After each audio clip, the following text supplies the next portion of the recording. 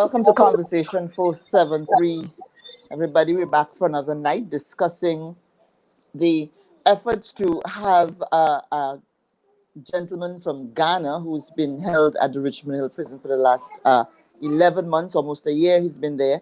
He came to Grenada seeking asylum, and there's been some movement on the case, but still some bottleneck. And so we will be getting an update on the program tonight.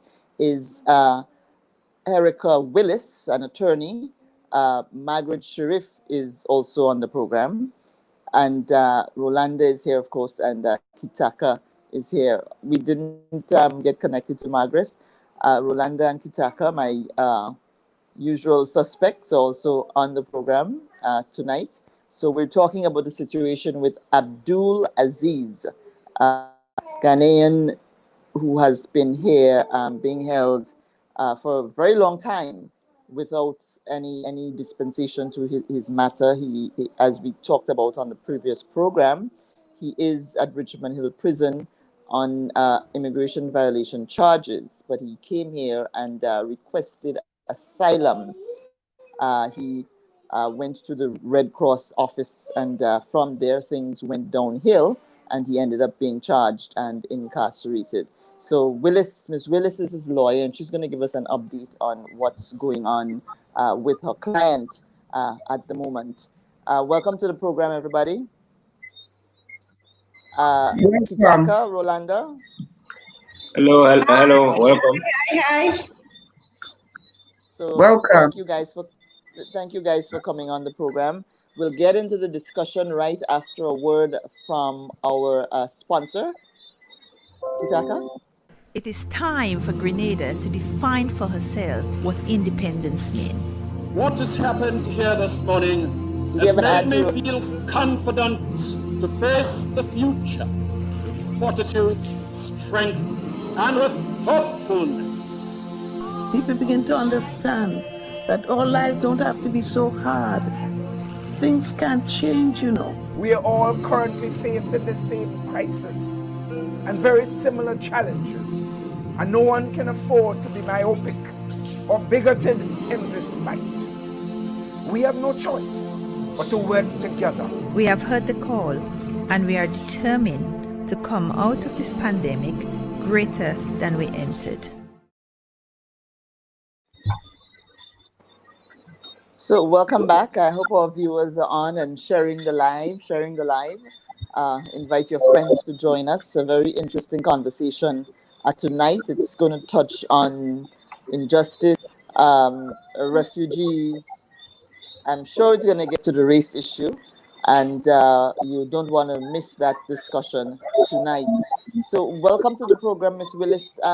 Can you give us an update on what is going on with your client right now? Yes, I'd love to. But first of all, I'd say I'm here on behalf of my client. I'm his attorney. So, of course, I'm subject to confidentiality. And one of those things is name. I would prefer that his name is not mentioned for his own safety. Okay? So you've asked for an update. Well, like I've told several media outlets, my client is under the hospice of the United Nations. Okay? He's still in Richmond prison, and of course he has not been released. There's been a subject of debate because I let it known that on the 19th of June I received an email from the United Nations. I was quite surprised because I have not heard from them for quite a while. The email, which I would like to read word for word, that basically they've sought the consent of my client to provide me with information. They informed me that they interviewed him on the 10th of June. This was a surprising element and quite unusual because, of course, you know, he is incarcerated. Anyway, back to the note. They want to update me that he's been registered and interviewed by the UNHCR. That is the Caribbean Washington unit of the United Nations. So they've said that he has since been recognized as a refugee. They have said, and I'm not quite sure if it can be seen. No, it cannot. Can it? We have requested that the government of Grenada release from detention and provide him with his, sorry, I can't read that. I've got to turn it around. Access to health and human services. Of course, this is in line with humanitarian principles. Yesterday, the Attorney General, in response to my interview, said, basically, I'll sum it up, that I wasn't telling the truth. I believe somebody else is not telling the truth, and that is worse.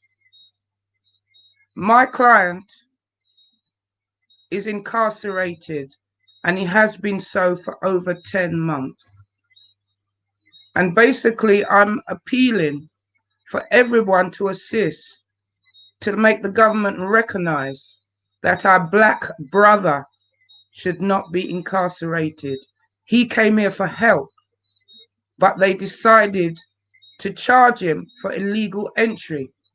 How can you come in for help and they charge you for coming illegal? And since the communication from the United Nations, what reason is the government giving that for not releasing him from prison and acknowledging his refugee status?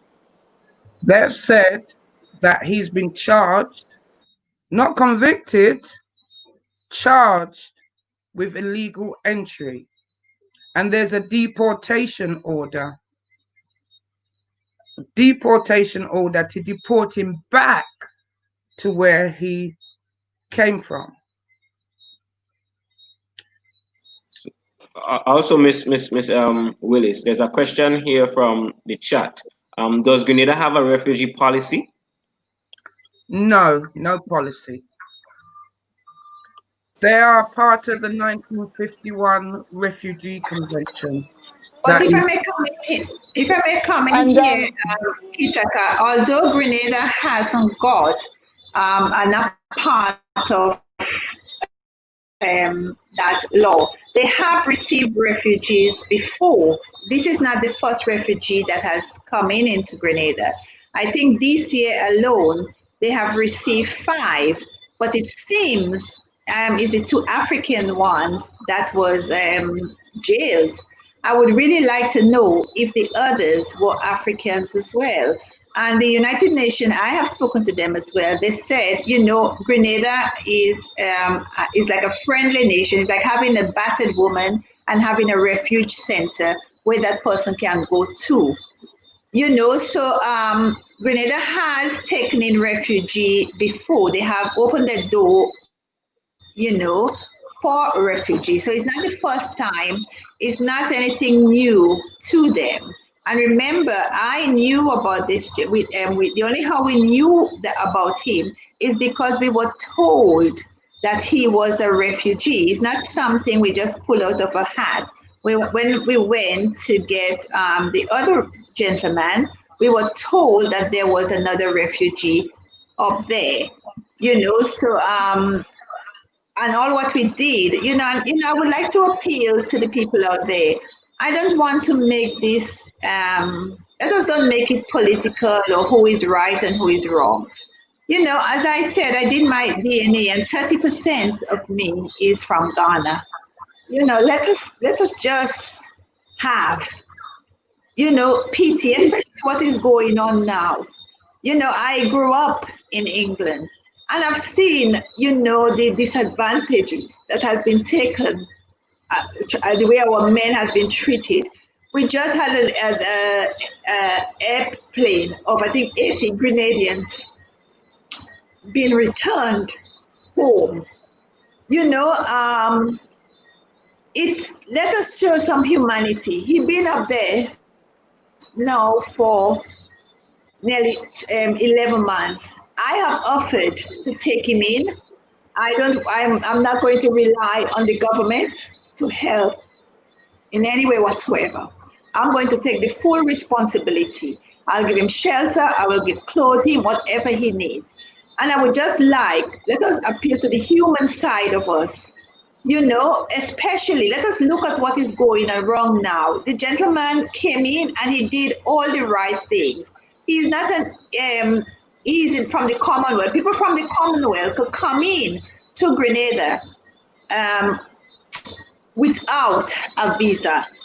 You know, and when we look around the world, there are so many different countries taking refugees. You know, just one. You know, I'm appealing to whoever listening. It's only one person. It's not him and a boatload of them. It's just one. Let the human heart, let the human side come out. It's one of us. And Ms. Willis, can you tell us what you'll be doing in response to the government standing their ground and seeming to want to enforce the deportation order? What's your next move? Well, that be telling them my next move. That won't be very wise, is it? But I know. Well, if there's a deportation order against your client under the law, there are set moves to follow. So of course, I'm sure they know. I'm sure they know what to expect from you. I'm asking what happens next. The Grenada government wants to exercise its sovereign right to deport somebody whom they deem entered the country on a boat illegally. They didn't come through the airport and got stamped by an immigration, and so they have taken their own action. What happens next for your client? Well, I could, as a lawyer, employ the court. I could take action, but we are fully aware at this present time the slow machinery of the courts.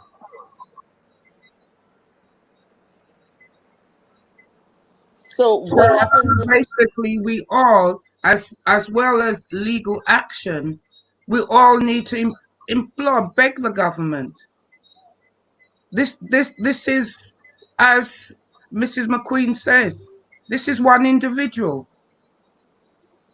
He has been recognized as a refugee. He is incarcerated nearly 11 months. He's not a criminal. You said that you said that the Attorney General claimed that you were not telling the truth about the situation. What exactly is it that he has issue with? Sorry, what he has issued me with?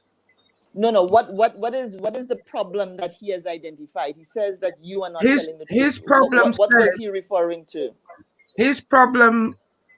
Sorry, I apologize to say that. He has stated that the UN did not request that they release my client, because I actually, just like I've shown you now, I revealed the contents of the email. They said it's not a true, authentic document. Why would I want to lie? This is not a political matter. I'm acting for my client. It's just so the government's there. It's not my embarrassment. I'm not lying. Government presented that position. Have you been in touch with the UN to inform them that the government is intending to execute the deportation order? I would like to keep that confidential for the time being. But would they be able to help in not having the deportation order executed. Other countries do not get involved with the internal affairs of another country. It is up to the people. I think what we have to do now, right, is to appeal to the government, whoever is playing hard or tough, please, I am appealing to you. I will take care of them. There is nothing, all you don't have to do, all you don't have to pay any money, no question is going to ask. And please realize, we didn't have an attorney. Sorry, I'm having a feedback. Pitaka. The only reason why... Is it better now? Yes. The only reason why the attorney got involved is because when we reach out to the people that's supposed to be doing their job, there was no one. We contacted the people in charge of the human rights. We've made phone calls. All the people that are supposed to have been taking care of this young man, they were nowhere to be found. We tried. We didn't go and get a lawyer. Ms. Lewis didn't, she wanted it to go the correct way. It's only because nobody... We knocked on every door. We tried. We had the person in charge of the Grenada human rights. He made many phone calls. No phone calls was returned. So please, whoever is listening out there, don't think we are trying to make Grenada look bad or to make our prime minister or whoever look bad. It's because we went and we did everything in the correct way. And because we didn't get any answer, and it will hurt anyone to know that, so many of us has family that has traveled to England, America, and Canada. We don't even know maybe if this man family know if he's dead or alive. And all we are asking, we have been there. So many of us I know so many Grenadians that go to Canada and cross over to America. I know many Grenadians could tell you at least 5 or 10 people at the drop of a pin that they know is in a country illegally. And I'm saying, I know we're not a rich country. I don't even have to give, if all you think that they're going to get another Grenadian job, I don't even have to give them a job. I would take care of them out of my personal money until whatever it is, but just have pity. There is so much hurt going on now at the moment. Black people we are hurting. So many places I've read where people say they are so fed up with what is happening, with what is going on with us. I hate seeing myself like that, especially as a business person, because I know the hurt. There is so much. I've been there. I've seen the hurt. I've seen the mental health problem that we have gone through. The whole world is crying about Floyd George. Let us do something. We can do something better. We can do better than that. We cannot have wonderful. Let me come in here again. I'm reading on the chat, Ms. Willis, Earl Joseph Maitland, who I believe is also involved in this affair, saying that the government has canceled the deportation order. He just made that comment on the line. That is correct. I must say, before making this public, for over 8-9 weeks, I was having conversations, trying to sort this matter out in a way that's suitable for everybody to release this gentleman. I was speaking to a government official, upright person. So I know who has actually said that the deportation has been cancelled. So I'm quite shocked to know now that the Attorney General says there's a deportation order in effect. A question, Ms. Willis. Like, when you really as you have been like investigating and working with your client and so on, What do you think is motivating like this move to have the young man deported after all those long months of him being in the prison? Why wasn't he deported sooner? If that's the course of action that is legally right to do.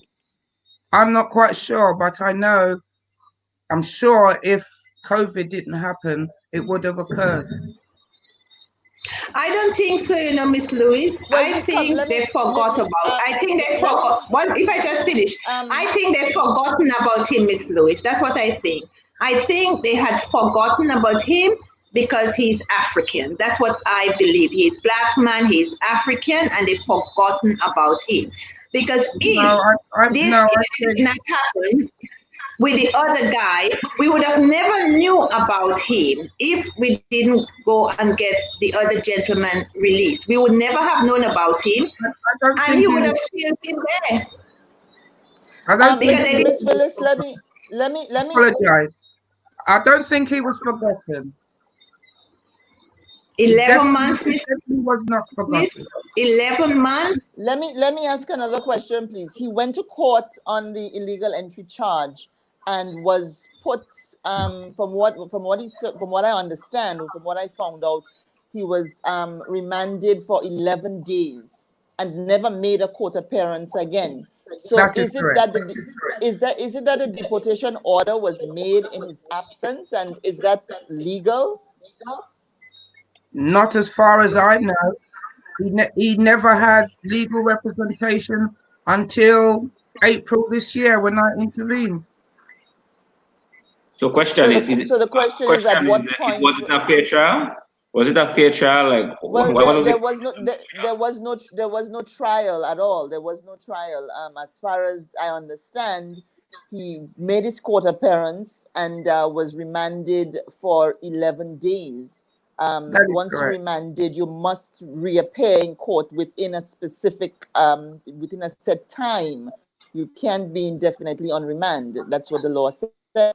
And but as far as I know, he never went back to court.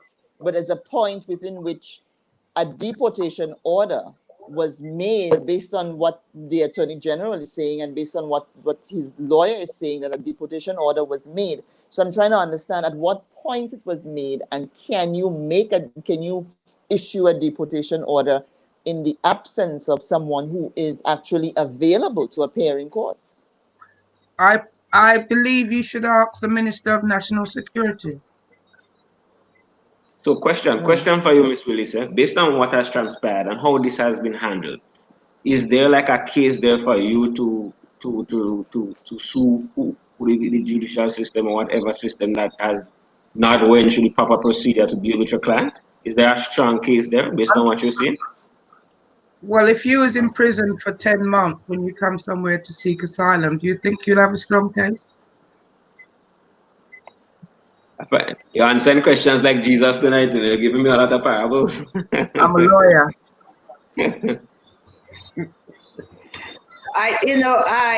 things makes me feel so sad. And today when I spoke to you, Miss Lewis, but since Monday I was hoping that he would be released. I was getting all prepared for him. And it's like somebody getting a knife and stabbing me in my heart. I've been to Africa. I've traveled over Africa. And Africans are nice people. And it's like getting a knife and just it's the same thing. In America, the preacher said, get off our neck. Stop kneeling on our neck. We will have it there in Europe, they're kneeling on our neck. In China, they're kneeling on our neck. Everywhere you go, they are kneeling on our neck, especially our black men neck.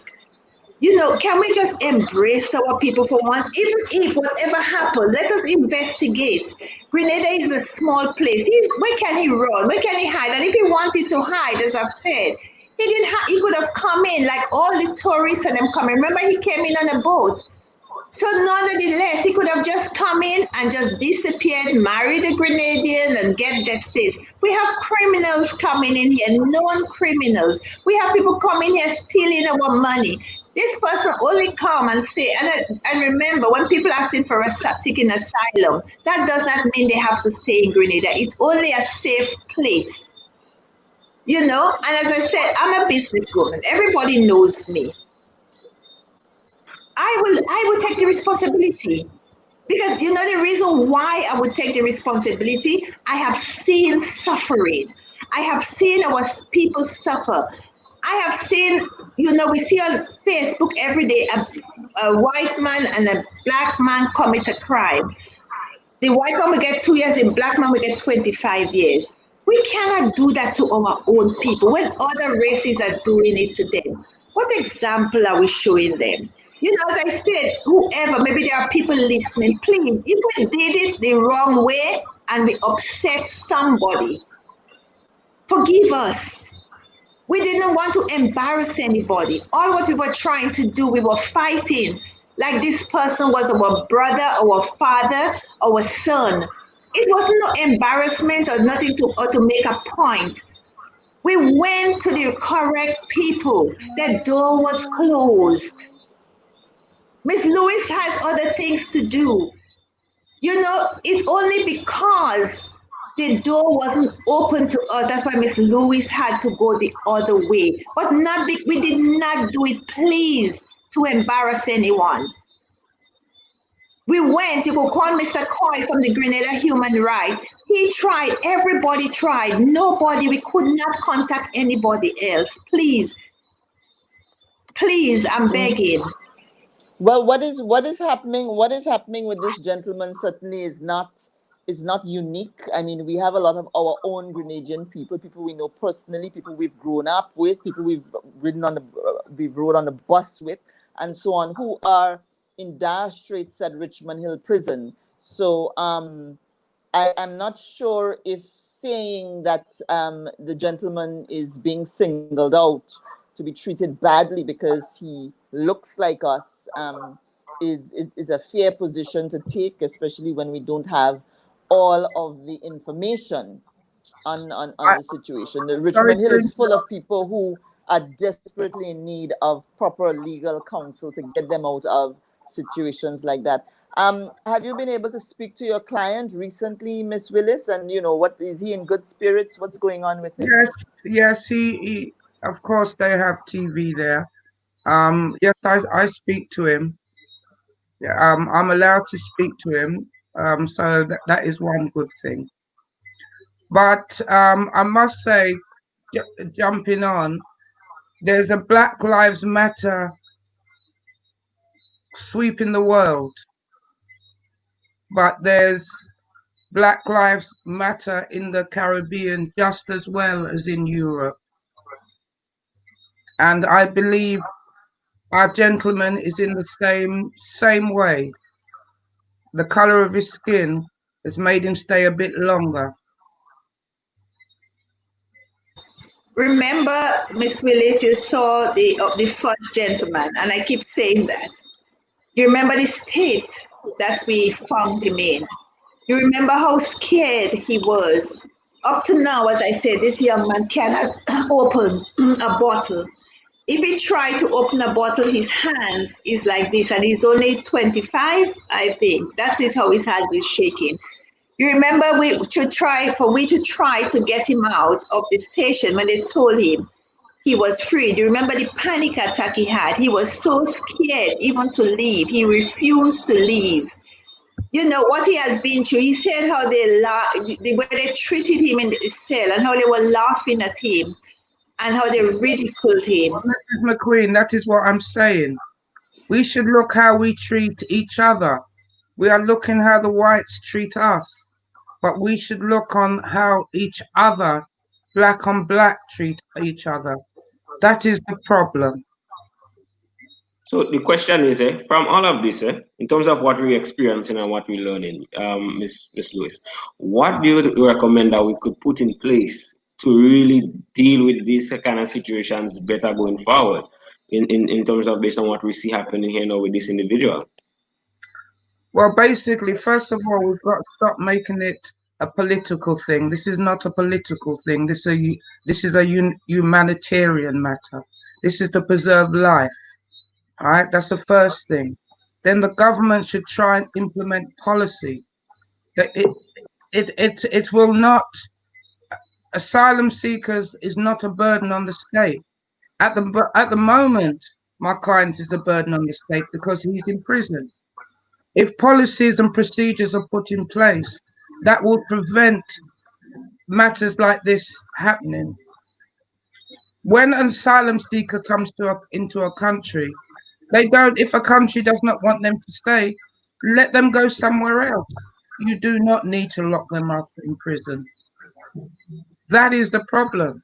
So basically, we need to talk to each other and make policies and make sure this does not happen again.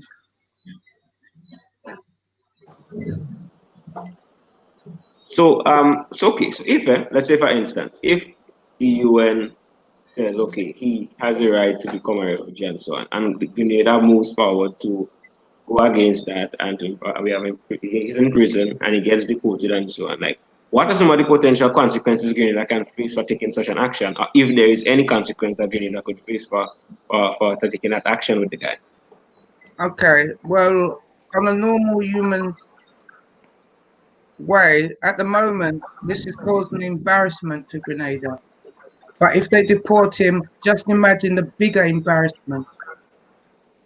That's why I'm saying, why take legal action? This matter now is very embarrassing for everybody. If I may Well, read, I mean, certainly now that he has been granted refugee status, I don't believe under UN protocols. I don't think Grenada is allowed to send him back to No, Ghana. no, Even if that's we don't correct. want him, we cannot send him back to Ghana, which is probably why the deportation order has been rescinded. Because we cannot do that. It would certainly impact in a negative way on our international human rights ratings. Thank you very If that much. is done. Yes. if I may read the letter of the other gentleman, it said, after a careful and thorough review of your refugee claim, you have been recognized as a refugee by the United Nations High Commissioner for Refugee. It said, as a refugee, you have the right to be protected from forcible return to your country of origin until such time as you are able to return there voluntarily in condition of safety and dignity. Mrs. McQueen, I Yes, have my client's one right here, and I yes. can actually tell you what his certificate says. Again, this is his certificate. And it said, so Says, and one of the things that yeah, but they his one is different.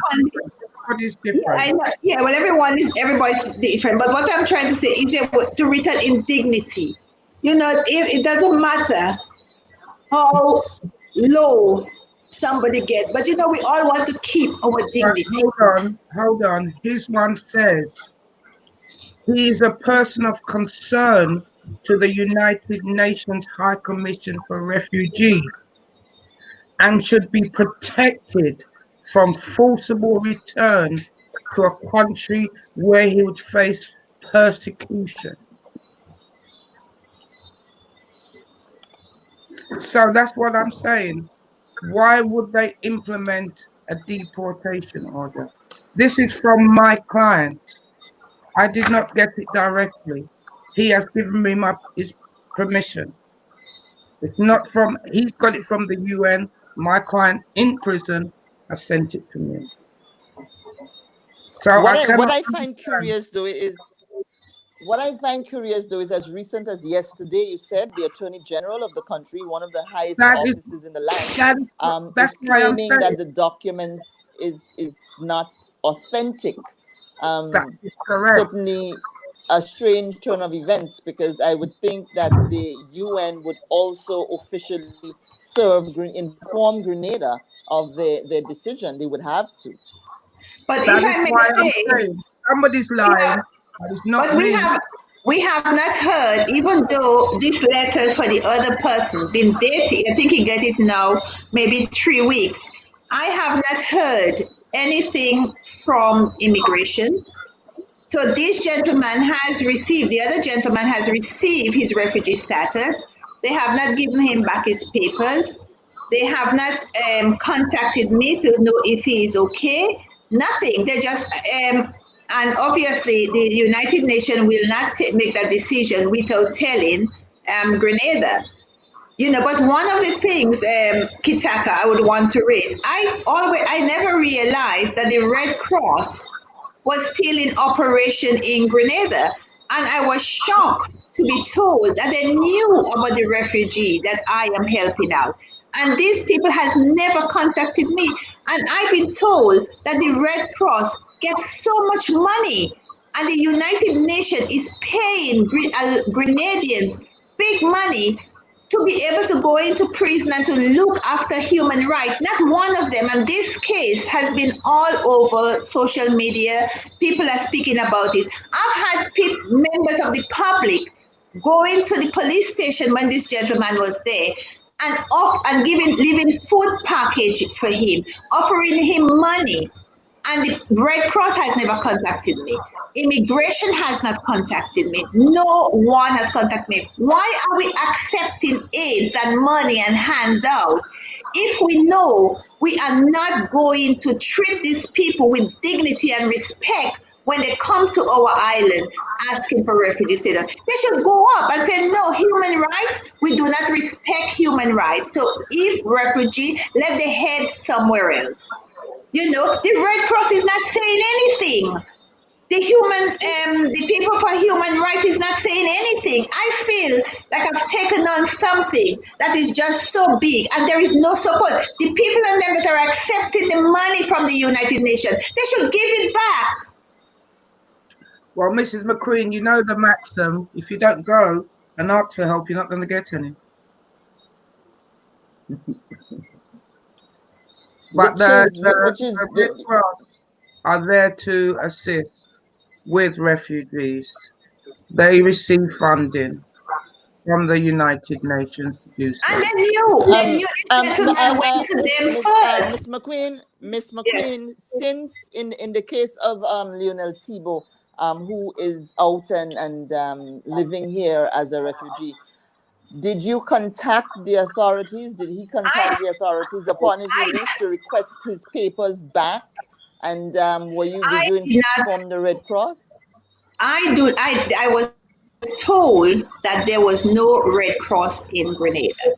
I was told, but the Red Cross, somebody, I think Earl, has spoken to the Red Cross. Mr. Coy has tried to contact them. It's not something that we have to, as far as I know, there is no Red Cross and there is no human rights in Grenada because we did try contacting these people. I think, Kalisha, even you tried to contact someone before you did the first story. And what I was told, the Red Cross office was closed. So only this week I've been made, I was told that by Earl that the Red Cross still operates and they knows about the refugees here because there have been 5 refugees in Grenada within I think for this year. So where are the others? Are they also held up in Richmond Hill? Because if they are, I am going to say, please let them go as well. But I don't think so. I don't think they've been held up there. Why were they set free? Were they the white refugees? Who? I would like to know. You know, I would like to know why both Africans was treated as criminals and the others was let go. I would put money on it that they wasn't Africans. Right. Well, I'm not quite sure. Miss Willis, were you? Sorry. I was going to ask if you were able to. One of the things that keeps bothering that's on my mind is what happened when your client engaged the Red Cross when he arrived in Grenada and he went to the Red Cross office and declared his status, his situation, and requested asylum in Grenada. Sorry, you seem to know more than I do. Yes. Well, I could think there when he went there, I think it was closed. and the Red Cross called immigration for the following day. He spent the night. I think he slept outside of the Red Cross office, and when they were open, he went there and he said he wanted As to I play. say, Mrs. McQueen, you seem to know more than I, and I have contact with my clients. So you don't. So what I would like to know is, why was he seeking asylum? Because, for instance, Lionel Thibault was not charged with illegal entry.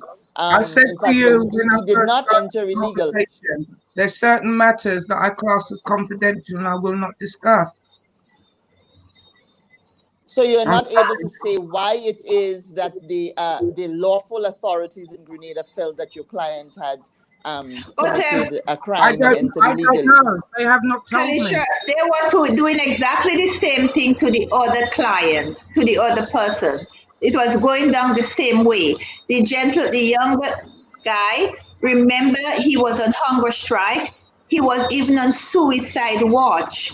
For somebody to go on hunger strike and on suicide watch, you have to be going through a lot of torment. And where he had, when they were taking him, I got involved. They called me when they asked him to go somewhere with them.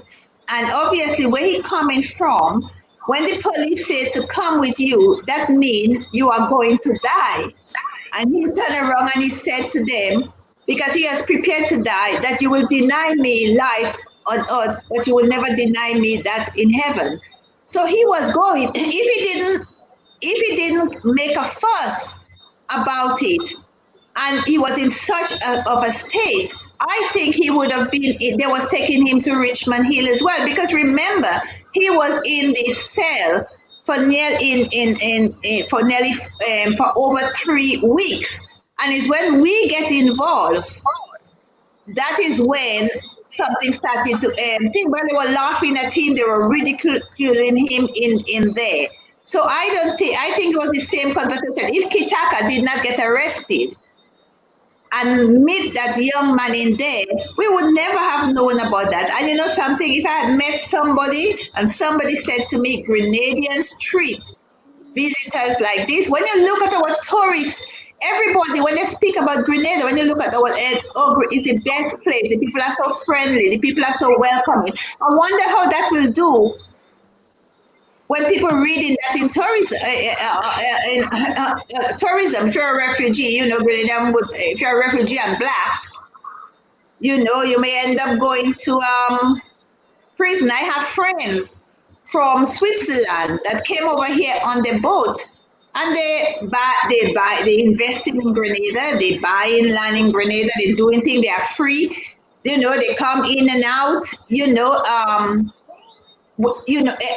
Africa now, one of the saddest things, I heard a politician speak in Africa, and she said, she was crying. It was a woman like me, a mother. She said, for 400 years, Africa, black people, Caribbean, American people has been roaming. They've been roaming the world. Please let them come in. Remember, most of the things that is happening in Africa are not caused by Africans. What is happening in the first young man country is the French and the English that is fighting war for the wealth of Africa. This is the reason why these people are displaced.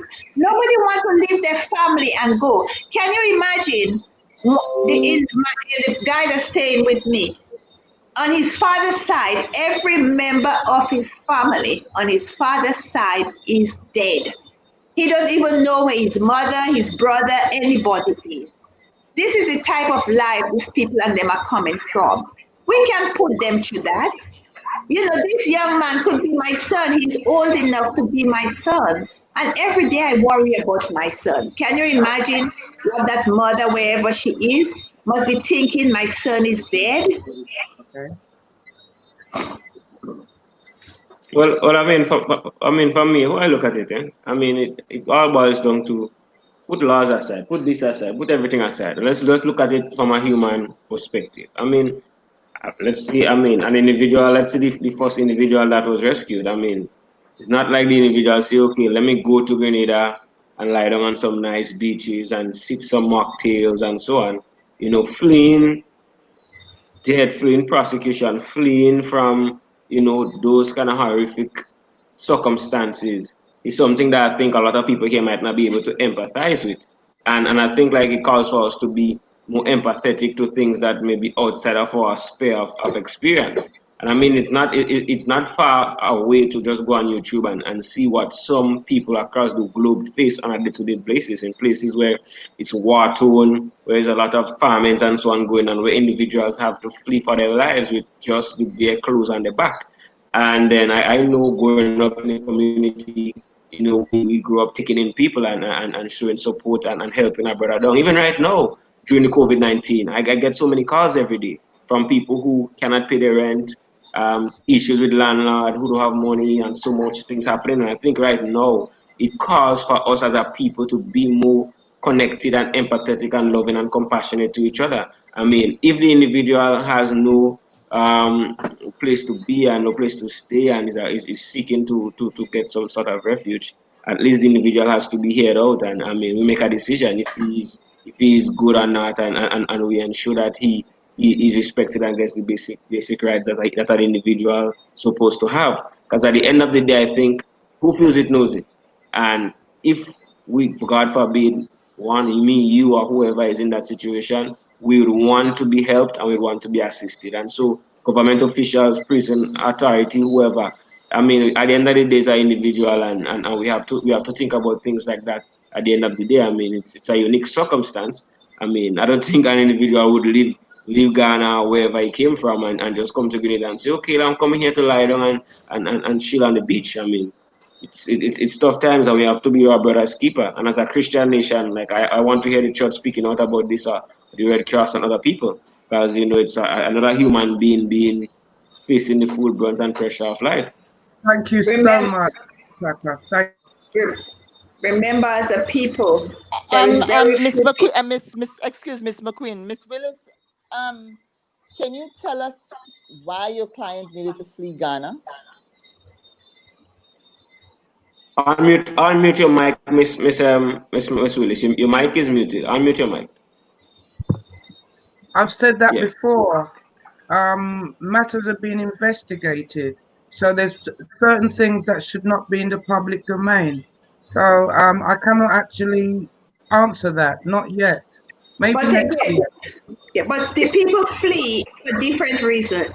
Correct. I know how people could flee domestic abuse. Some people could flee because if they are homosexual. Some people could flee for political reasons. Their religion. There is so many different reasons people can. Remember, in every different country, like in Grenada, to be homosexual, to be gay, it's against the law. It's one of the old British laws that we still have. To bring in sex toys on the island. You can't bring in a dildo in Grenada. It's a crime. So there is different things, people could be fleeing from. So, it cannot, people could be fleeing for war. So many different things. Why so many Grenadians are going to America and England? Economics, whatever it is, people want to go for different reasons.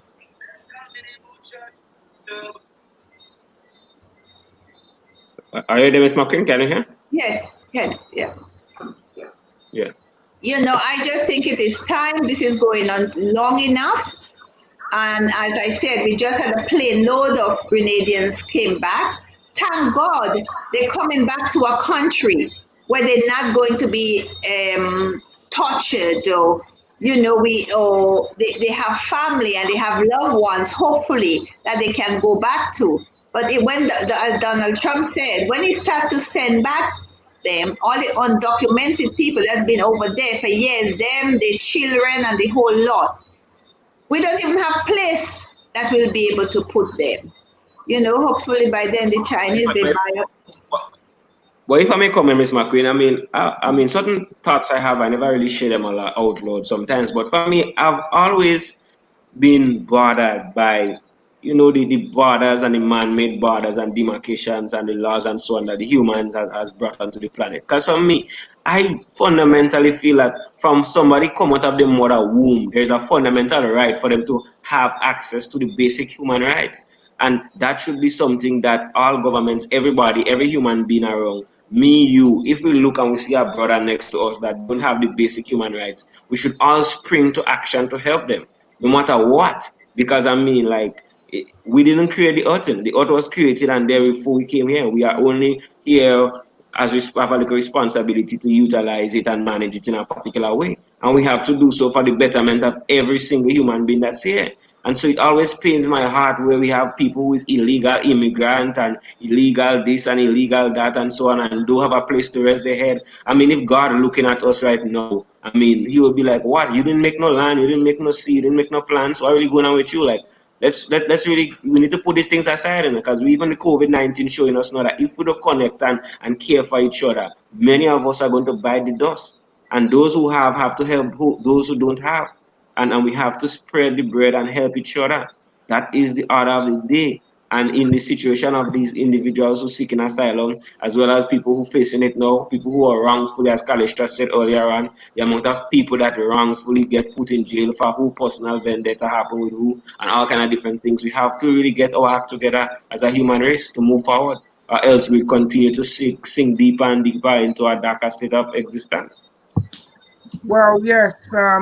Also, this COVID has should make us realize, we're not invincible. We don't last forever. So there's only one way you can make your mark, is to help your fellow human. That's the only way you live on. Material things won't last very long. Okay? So helping one another, especially our black brothers and sisters. Why shouldn't we do that? It is wrong what is happening at the moment. As I said again, this is not political, this is humanitarian. I'm a lawyer, I'm not interested in no politics. This man should not be in prison. He came in the country to seek asylum. The United Nations says he's correct. Why is the government playing hardball? You can be embarrassed for so long. As I said, I would appeal to the Prime Minister. I know you will do the right thing. I know once this gets on your table, I believe that you would do the right thing. And as I said, I will take all the expense of this young man. I have a home ready for him, and I would really like to appeal, especially what is going on now, to please. It wasn't done to do any embarrassment whatsoever. It's only because we went to all the right places. We did what we're supposed to do, but the doors were shut. We correct. We tried to contact all the right people, but there was nobody that could have helped. That is the reason why Miss Willis had to step in. As she said, that humanitarian work is not anything to do with politics, just to help. And everybody, there was a lot of ordinary people out there that was trying to help, but obviously there were legal parts of it where we needed, a legal mind to help us walk through all this paperwork and whatever it is. So please, I'm begging you, sir, whoever it is, it was never done to embarrass the government. Well, I mean, I don't, I mean, all this apologizing about it's not politics and we don't want to embarrass the government. It's a clear-cut situation, and there should be no need to explain and say, oh, please, we're not trying to embarrass the government, and to be genuflecting on the issue. The circumstances are what they are, and certain processes and procedures must be followed. And if the government is not following it, then he has legal representation to put the wheels in motion to deal with the issues. If there's a deportation order, the lawyer can get an injunction and seek some hearings on the matter and try to get it to go a different way. And the Minister of Legal Affairs is who has jurisdiction over this issue. Remember, the gentleman, and you talked about, the lawyer and the paperwork. He needed an attorney because he is charged, or was, well, still is actually charged with a criminal offense. He's charged with illegal entry. And so there's not just the refugee, the humanitarian issue, but also the legal issue. And my problem with the legal issue is that he has been held for 10 or 11 months on a simple charge of illegal entry. Now, 11 months on remand without a court appearance is certainly a violation of the man's right to a speedy trial, which is one of the things that you have a right to. That if you are charged, that at some reasonably early time, that there is some sort of dispensation on your matter. And even that the judicial system here needed to move on that and to deal with that, because incarcerating people for lengths of time without affording them a free and fair trial is does not look good on our human rights ratings either. Um, I May I certainly hope that interrupt it's you? true. May I interrupt you, Miss Farrier? He was given 11 days remand to allow the government to investigate. So it wasn't just put there, it was put there for a reason. I don't know, as I said, the circumstances, but maybe they said he was charged, so he went to prison. But it was only supposed to be for 11 days. August 2019. Well, you know, the fact that he remained there even after the 11-day hold, without appearing in court at all, or without anything happening, and even it appears a deportation order was issued without him being present in the court. You know, all of that, all of those are violations of his rights, which is even separate from whether he's a refugee or not. So That you is have two correct. issues here. And now that he's been designated as a refugee, now that he has refugee status, there are a few things that Grenada cannot do. And so the illegal entry charge and the deportation order have to be quashed because of that situation. No, they can't send him back to Ghana, and I'm sure the Attorney General knows that, and the Minister of Legal Affairs. I'm sure they know that they can't send him back. And if he's now, and if they're acknowledging that he is a refugee, then they obviously cannot go ahead and try him for illegal entry. And illegal entry is always, or more often than not, deportation is always the penalty for illegal entry. So right now, I'm wondering if it simply is, you He know, you've was got not the information on charged. the. Sorry to He was interrupt not you. He charged for. wasn't. He was not Sorry, he was charged for illegal charged. entry. He was at trial. The magistrate says investigate. Come back 11 Right. days. So there was no trial. He's been held for a very long time without having the benefit of a trial. Thank you. But I'm thinking now that the UN has ruled on, made a decision and made the designation for him, that, you know, the wheels turn slowly in Grenada, and I'm giving them the benefit of the doubt here by saying that it probably is because, you know, it's been a very short, in the Grenada situation, it's been a very short time, relatively short time, since you received that communication on the 19th. You know, it probably sat on somebody's desk for 2 days going through the I, motions, because I received it. I don't know when the government received, but they must have received it before me. I cannot be informed before them. He received so this.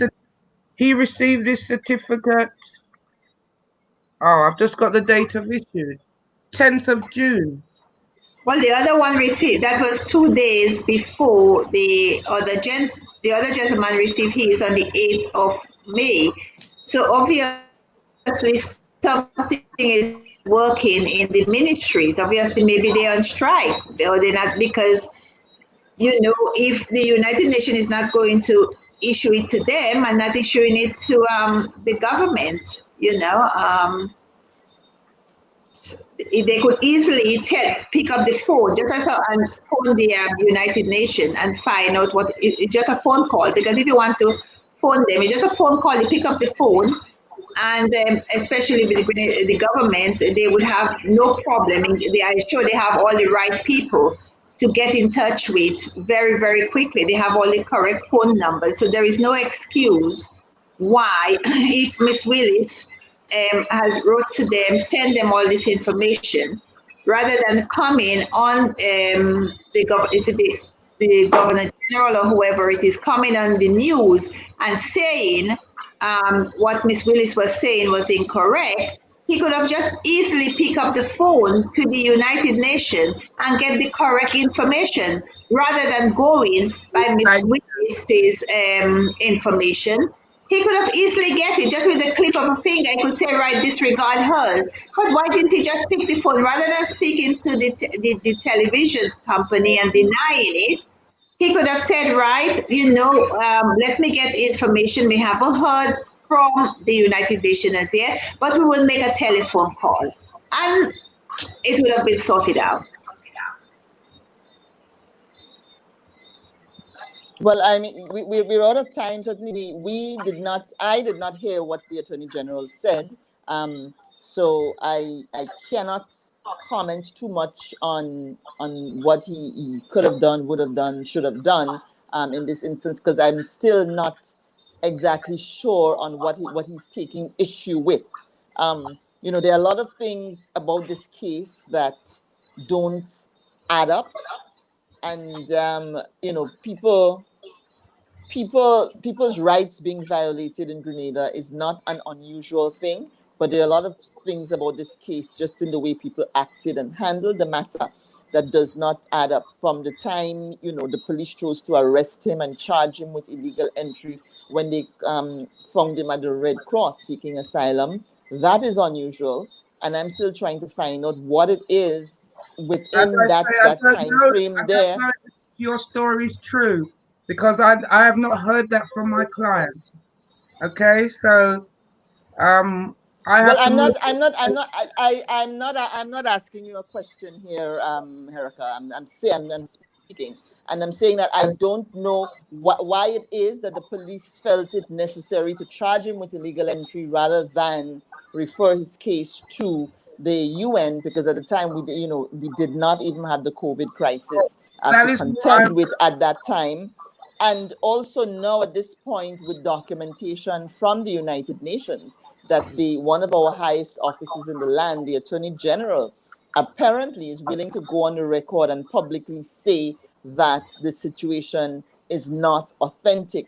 So those are very, very strange issues within the case, and I don't, I'm wondering what the stakes don't seem to be high enough for Grenada to be going to those lengths to try to deport him or keep him in prison, and that sort of thing. So hopefully on our next program, we will be continuing the discussion regarding asylum seekers and refugees and so on. I've been told that we would finally have Lionel Thibault on our program to talk about his experience and his time in Grenada so far. So hopefully by then we'd be able to get some more clarity on the government's position and the government's thinking. Of course, earlier Earl Joseph Maitland said that the government has rescinded the deportation order, which seems par for the course under the circumstances, given that the designation of refugee has been given to the gentleman. So, a lot of inconsistencies with this case that hopefully we can get further clarity on for our next program. Kitaka, you had some final comments? I'd love to provide further clarity. I've actually gone over my time here by 20 minutes. So maybe another time. Of course, thank you very much for being on the program. Kitaka, you said you had some final comments? Kitaka? Yeah, I'm here. I thought Miss Herika was saying something. You said you had a final comment? Yeah, well, for me, like me personally, how I see it is, and that is a common theme in our country. Like, yes, it might be a unique situation for some of our officers and the legal system and so on within our country. But I feel like sometimes in Grenada, when we drop the ball, instead of we be humble and rectify situation, we just play defensive and go on to another thing and make matters worse. Like it's no problem in making a mistake and failing and doing something wrong. There's no shame in that. But if a mistake is made, it is honorable and mature to come forward, say so, and then rectify the situation. That's how mature individuals deal with things. And for me, just a general word out there to Grenadians and the general people, the same level of hospitality we just give to tourists and other people that come in here, we need to give that to everybody and give that love to everybody and support. Not because they skin black or they skin white or they speak a different way or they look like they have money and so on. We have to treat them in a different way. Every human being, regardless of socioeconomic state, racial or ethnic group, needs to be treated with love and respect. And if we're doing that, then we won't be having these kind of problems. And if an individual is running from the fire, we should help sometimes and take care of them in that kind of way. If that's not the case, then we could refer the individual to some bigger agency that could take better care of the individual and handle the thing better. But for me, in our country, if you make a mistake and it wasn't the way that you wanted to do, no shame in saying, I did so, and we could rectify the situation. Because we're not perfect and we could get things going on. So, no shame in dropping the ball, but pick it back up. And no Well, shame, yeah. Kitaka, if you know you don't want your island, your country to be involved in any of this type of refugee or the UN, give them back the money. When then people come with the Red Cross and offering to give money and paying people to do a job that they are not doing, give the Red Cross back their money and don't sit down, spend money. Red Cross, most of the money Red Cross owns is by people, ordinary people like me or you donating. Give them back the money. Don't sit in big chairs. And when the people that you're supposed to be protecting come for protection, you don't care.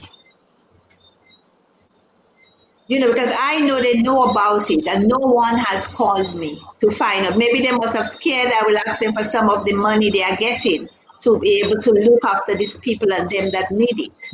Give them back their money. Don't go and get them things. Don't get yourself involved. If you don't care, you don't care. Just say, listen, as an island, we do not want to get involved. Don't go. I hear when COVID, come on. You hear we're getting 22 million for this. 100 million from this person, 50 million from this country. Now somebody coming and they're asking for help and we're going to put them in prison when we always have our begging bowl going out. They're begging everybody. We beg, beg, beg, beg, beg. And when somebody genuinely come and say, listen, we need help, we're going to say, no, we're going to put you in prison. Stop the begging. We beg too damn much. And when people come for help, we don't want to give it to them. Get rid of the Red Cross. If you don't want to have anything to do with refugee and all these things and them, get rid of them. We don't need them here. Don't have them here accepting all the donations. And when the people that come, why we have a Red Cross here, they're not even going in prison. The Red Cross should know that we had somebody, a refugee, in prison. That's why the Red Cross, these people and them, the human rights people, they have free access to the prison to make sure people have been treated properly. Stop taking people money if you don't want to do the job.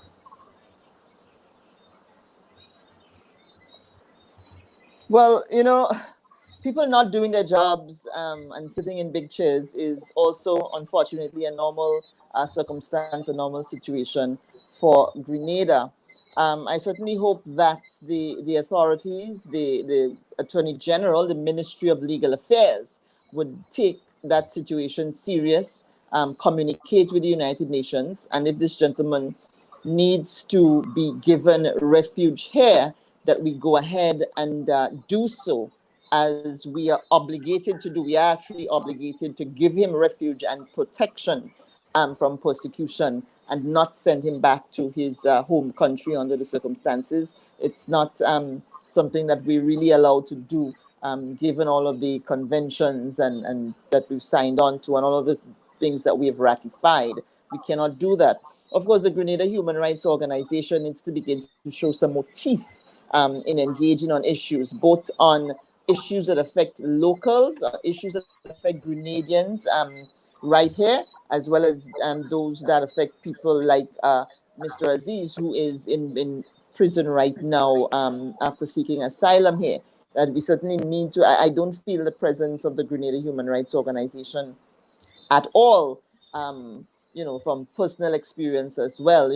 My good friend Milton Coy, I'm sorry to say, but you guys need to begin to show some teeth on issues, and the international affiliation that you have, that you use it for the good of the people who need that kind of help. Massive human rights violations in Grenada on a daily basis. The police, the government, so many people violating people's rights, basic human rights in this country, and seeming to get away with it all the time. And so it's getting worse. And so I'm not surprised that if the gentleman from Ghana does have a genuine case, that they've been stepping all over him for 11 months, it would not surprise me. It doesn't surprise me at all that this is happening. It is certainly embarrassing for Grenada if, in fact, he does have a genuine case. It would be an embarrassment for the country, and we should not be afraid to embarrass the country on human rights issues. There is no room for compromise when it comes to human rights issues. Absolutely no room for compromise. And those who need to get a knee on their necks for violating people's human rights just need to get a knee on their necks, not literally, of course, for it. So hopefully some resolution to the matter. That's all the time we have for this program. I want to thank everybody for being on. On Friday, we'll be back. We'll be talking to Lionel Thibault. Thibault is a success story as far as seeking asylum is concerned. He was able to walk free and is now living in Grenada, designated as a refugee and protected from being sent back to Cameroon, where he was fleeing the impact of the Anglophone crisis that has affected thousands and thousands of people in that country. So hopefully we will finally get him on the program. I've been told that he will be coming on, and I'm actually looking forward to finally interacting, meeting him in person, although through cameras, on the program. So Kitaka, Rolanda, I don't know if Herika Willis is still on the program. Thank you all for being on, and thank you to our viewers who keep on joining us night after night, being part of the program. We certainly appreciate you so much, and we would not have a program without you. Thanks, everybody. Bye.